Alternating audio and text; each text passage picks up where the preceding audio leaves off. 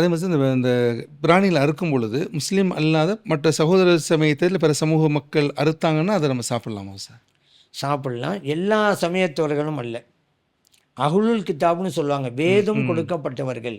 ஏன்னா அல்லாஹ் குர்ஆன்ல அதை அனுமதிக்கிறான். அதனால் ஒத்தஆமுல்லதீன ஊத்துல் கிதாப ஹில்லுல்லகும், யார் வேதம் வழங்கப்பட்டார்களோ அவர்கள் அறுத்தது உங்களுக்கு ஆகும்னு சொல்லிட்டான் குர்ஆனில்.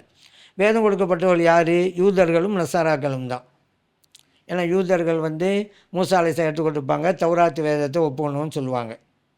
இவங்க நசாராக்கள் ஈசா அலைஹிஸ்ஸலாத்தை ஏற்றுக்கொண்டோம்பாங்க, இஞ்சில் வேதத்தை ஏற்றுக்கொண்டோம்பாங்க. இவர்கள் அறுத்தால் சாப்பிடலாம். அதனால தான் அப்படி ஸல்லல்லாஹு அலைஹி வஸல்லம் அவர்கள் கூட யுத்தத்துக்கு போயிருந்தாங்க, ஹைபர் யுத்தம். அந்த யுத்தத்தின் போது ஒரு யஹூதி பெண்மணி ஒரு மாமிசக்கறி கொடுத்தாங்க சாப்பிட. ஆனால் அது பின்னணி வேறு, விஷம் தோய்க்கப்பட்ட மாமிசம், அது வேறு விஷயம்.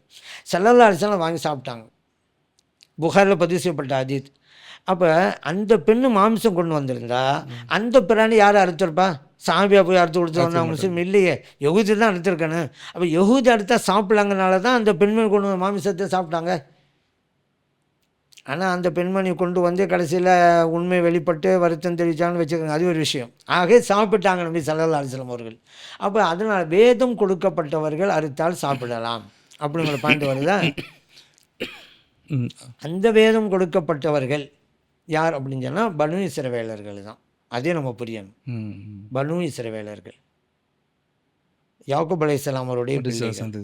அவங்க அந்த அந்த பாரம்பரியத்திலேருந்தே வர்றாங்கன்னு வச்சுக்கிறேங்க. அந்த மாதிரி உள்ளவங்கள்லாம் இன்றைக்கி இஸ்ரேல்லையும் வேறு சில நாட்டுகளையும் கொஞ்சம் பேர் இருக்கலாம். அந்த மாதிரி உள்ளவங்க அறுத்தா தான் சாப்பிடலாம்.